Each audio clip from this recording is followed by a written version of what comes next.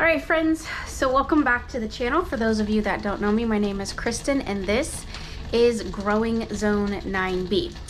All right, so we've been talking about doing the recipe for the dog food. So I just want to let you guys know that I have started off with their beef. Normally I get chicken, but right now we just have the 3-pack of the Costco or Kirkland's signature organic beef, so they are getting that. I've just taken it out. And then you have to make some rice. Now we just got this huge bag of rice from Costco. It's almost out, but we get it in the big bag because we get them the jasmine rice, because that's what I start mixing their food with as well. So here's the ground beef cooking. And then I'm starting to get the water boiling so that I can get their rice going. What this is gonna be is basically the most important part is obviously, just like us, you wanna be feeding them natural food as much as possible. I normally do, in all honesty, the rotisserie chicken from Costco, but when my fiance went today, and he went during the day, which I'm really actually kind of surprised by, they were completely out of their rotisserie chicken, and he asked him when they were going to be making more, and the guy was like basically like not anytime soon. So it's really weird because today is like a Tuesday, and my fiance said it was probably the most crowded he has ever seen that store. So he said it was like Christmas time basically, which I'm kind of shocked by that because normally Costco's not that crowded, but he said there was a ton of people. So the biggest piece to this is because you're going to be implementing a lot of like spices and stuff and vitamins. That's going to be the biggest like regimented piece that you're probably going to put a lot of investment in. But because I have so many pets, and this has been a recipe that I've used for quite some time, is that I actually have a lot of these products in bulk. And it's just implementing a lot of herbs. So like I always tell you guys, I'm just sharing this with you to show you what I do. You need to do your own research. You need to figure out what works best for you and your pets. So you don't necessarily need to follow what I'm doing. I'm just gonna show you what we do just so you have an idea, okay? All right, so I'm gonna get this cooked down, get the rice cooked down, and then I'm gonna show you basically the next steps.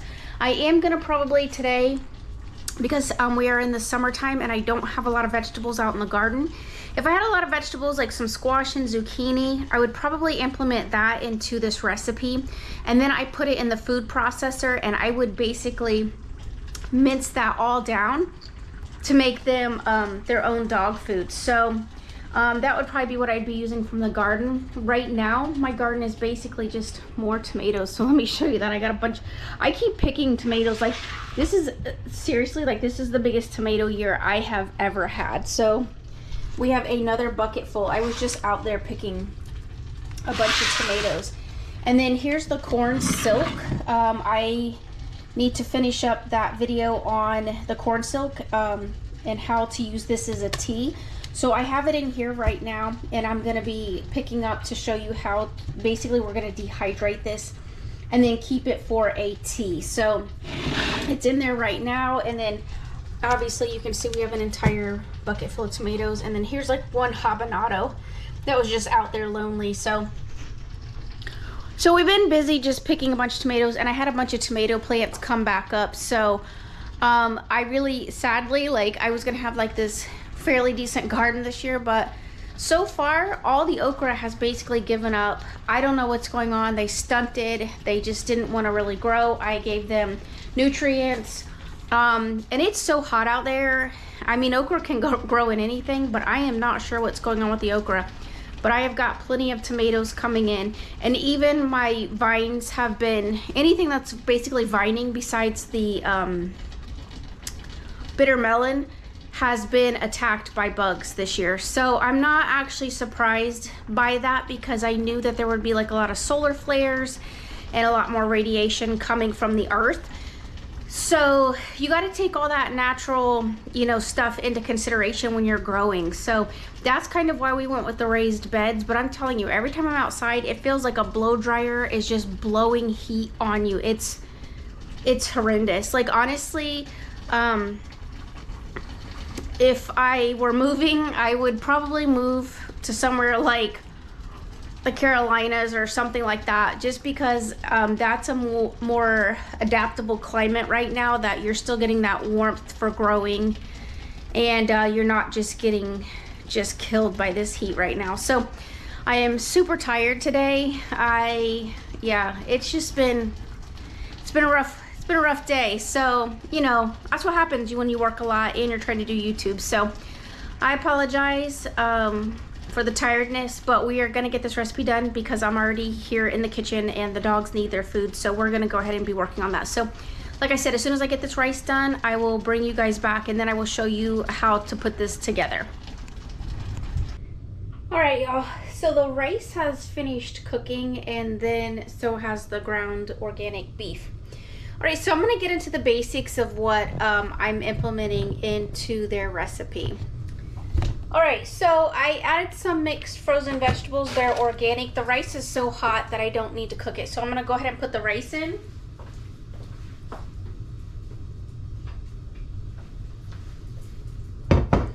And Luna's down here on the floor because she's already ready to eat. I'm just using the spatula that I had from the ground beef.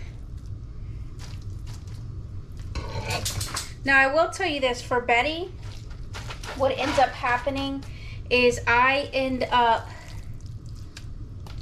getting this rice everywhere. I end up putting her food for sure, and sometimes Luna and Snuggie Smalls. I put his their meat and their dinner, this mixture into the food processor because they wolf it down literally, and they just inhale it so quickly that I don't want them choking. So I usually go ahead and put that in the blender. Now I don't do it right now. I sometimes do, but I'll be honest, most of the time I just wait till it's time to serve them, and then I go ahead and mix this up. My fiance is out with a friend right now, and so normally he's here to kind of help with this process, which honestly makes it a lot easier for me, because he kind of does the heavy stirring, as I like to say. So that's the ground beef.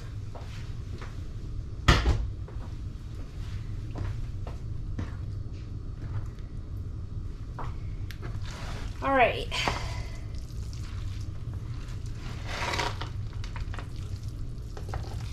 So you can see their vegetables are in there.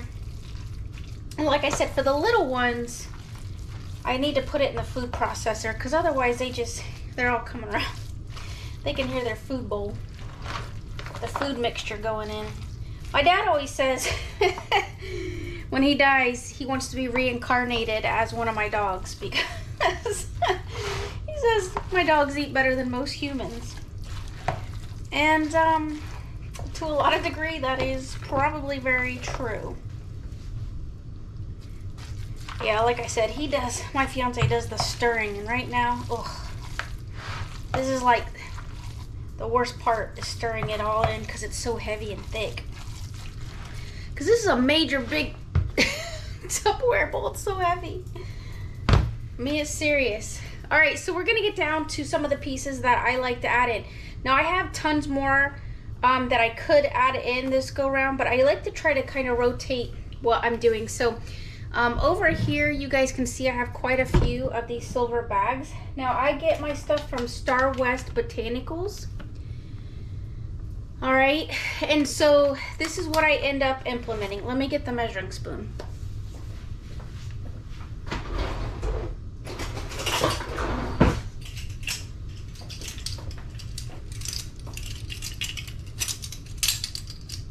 All right, so we're gonna do the 1 tablespoon.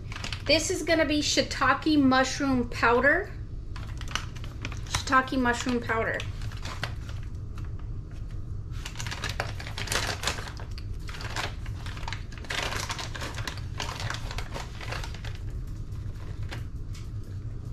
I'm gonna sprinkle that on top. They need a little mushroom in their life, keeps their immune system built up. Next, we have wheatgrass organic powder. I'm gonna do about 2 tablespoons of wheatgrass. You ever see your pets out there eating grass? Go ahead and give them a little wheatgrass. Well, you do your own research. I'm not here to tell you what to or not to do. That's what I say for me and my pets. All right, this is clove. This is organic clove powder, also from Star West Botanical. I'm gonna do a 1/4 teaspoon, a heaping teaspoon. Okay. Clove's good. Clove helps to fight infections, especially when your pets get like mouth funk and stuff. Like Snuggie Smalls has really bad breath, and we have had his teeth cleaned repeatedly. And I'm just keeping it real, but that dog, ugh, he's got a funky little mouth on him. And so we try to give him clove, you know, like you would do coconut and clove for your rinsing of your mouth. I'm getting this like literally all over. This is terrible.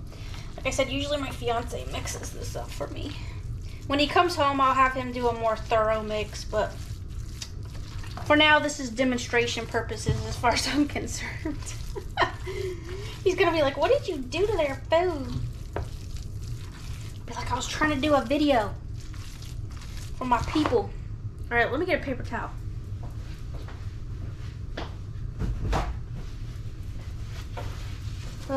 Yeah, Betty, she keeps going over to the food bowl. She's ready to eat. She smells it. All right, I add organic mugwort.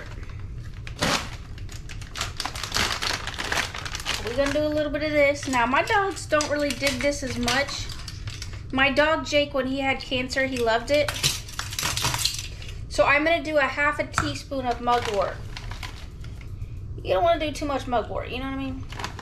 Let's go ahead and make that a whole teaspoon now that I'm like looking at what we got going on here. I like mugwort, it smells beautiful.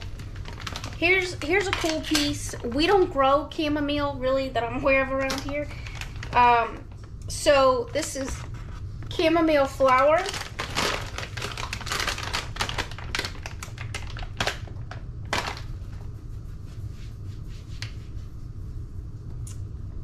Yeah, I don't know, because I always end up having to blend it up really well. I'm going to hold off on the chamomile flower, but I normally do the chamomile flower, but I'm not today. I don't think I'm going to do chamomile today.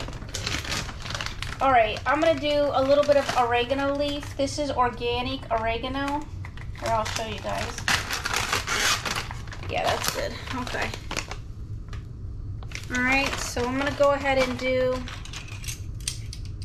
I'm going to do a 1/2 teaspoon of oregano leaf, heaping. Oregano's really good. So I said, sometimes I change up my recipe. I don't always follow the same concept.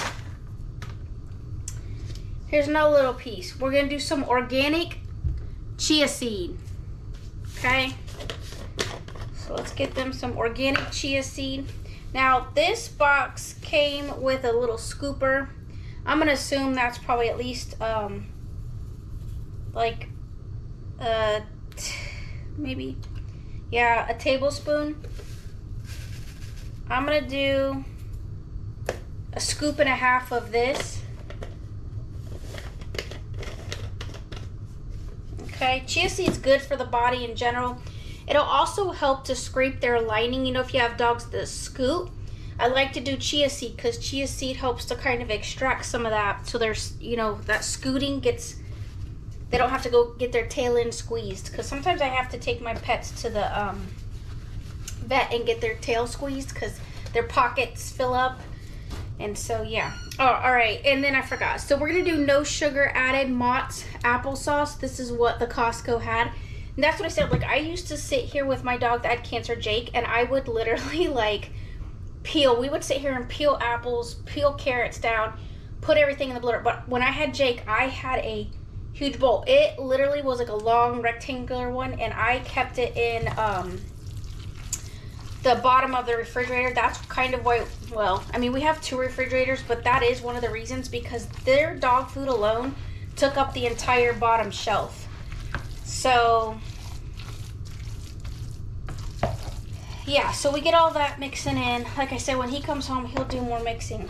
But I use, maybe.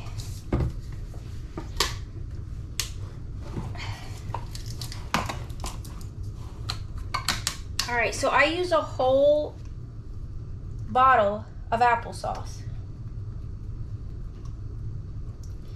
Because what's gonna happen is I wanna make sure that that chia seed gets the moisture that it needs. Now, if I feel like this recipe is not wet enough for them, because again, I don't want them choking, I go ahead and get the organic beef broth or bone broth for beef, and I will mix the beef bone broth in with it. Usually you will be able to tell better overnight after this has kind of sat for a little bit. And if it gets too like dry to where I think they're gonna choke, then that's when I will go ahead and add that back into it to give it that bone broth, so that it's more of like a doggy gravy to it is what it looks like. So, but yeah, I mean, like I said, do your own research, find out what works best for you. Sometimes, like I said, I will add I will take oatmeal if got it all over. Sometimes I'll take oatmeal and I will put it in the blender or the food processor, and I will break down the oatmeal for them. I will you know, I just find the mixture that works best for us and my pets. But like I said, do your own research, because you really need to know, you know, what your pets are lacking in order to know what to give them. So they really enjoy eating this, and so there you have it. That is basically the gist of my recipe. Like I said, the only ways I usually change it up is sometimes I'll add some chamomile to it, fresh flour. I will go ahead and get that mixed in for them, or like I said, I will, I already added the wheatgrass. Yeah, that's definitely one of the things I add. Sometimes I do, which I did today, I added it on the beef, but you guys didn't see that. I added the Redmond's real salt because that's a mineralized salt, and your pets do need those minerals. You ever seen a cow lick a salt block? So your dogs also need that, especially for me, I believe here in Florida, is because Luna's down here licking what I dropped it here. She's like, no. She's like licking it all up. She's cleaning the floor for me. That's why I said they love this mixture. And so they do need a little bit of salt. So just add the same amount of salt that you would add for yourself. Don't overdo it, because remember, your pets aren't used to eating the way that you eat, for sure. We are definitely, we eat a little bit more heavier salt, at least I do. So I am conscious of that, but my pets do need this because the salt, like I said, is mineralized. So just like a cow will go lick a salt block, you want your pets to be able to be getting that. So basically, this is done. Like I said, when my fiance comes home, he will finish stirring that. And that's basically the recipe. So I like to make sure that you can see, I'll bring you guys down closer. I like for them to have a nice beef ratio. I don't want it to be more rice than beef, because really, you know, when they're in the wild, that's what they eat. They eat meat. So you want to make sure that they're getting as much meat as you can possibly give to them. So while that might not be something that we would eat as humans, I mean, I would eat it. It's perfectly fine, because like I said, you know, this is natural food. This is something that they enjoy eating. So what pet wouldn't like that? Some pets just get kibbles all the time, and I just don't believe in that. While my dogs have kibbles down, they don't have to eat kibbles on the 24. Like, the kibbles are basically a supplement for what they're not already getting. So I can see that there's still some white rice in here. So that's what I said, when my fiance comes home, he'll finish stirring this for me. And then my babies will be able to, I will give them this, and I need to get out the food processor so I can go ahead and feed Betty and the little ones, because I don't want them choking. Sometimes if I have some like pecans or something, I might add in some nuts, or if I got craisins or something like that, which I do have some craisins, sometimes I mix that in. Or I really actually like to get the the Ocean Spray cranberries, and I go ahead and add the can of cranberries because it's already liquefied for me, and that makes it better.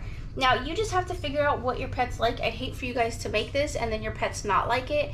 So just kind of test their flavor palette, and if you know like that your dog's not gonna eat a green bean, then don't give them a green bean. But my dogs, especially when I put it in that food processor, they will eat this kind of stuff. So I did find when I first started doing this, I did have to add a little bit of cane sugar because my pets really were kind of turning their nose up to it a little bit. And I think it's because, you know, we put that shiitake mushroom in, and there were some things that their flavor palette was just not really, they just weren't really used to this. So, but now over time they've become very adapted to it and they love it. So that's what I said. Find what works best for you and your family and your pets, and let me know. Keep me posted. All right, everyone. So I don't want to keep this too long. This is just, I am just showing you what I do. You always do your research, always advocate for yourself, and figure this out on your own. All right, until next time, love one another, be kind, and I will see you guys in my next video.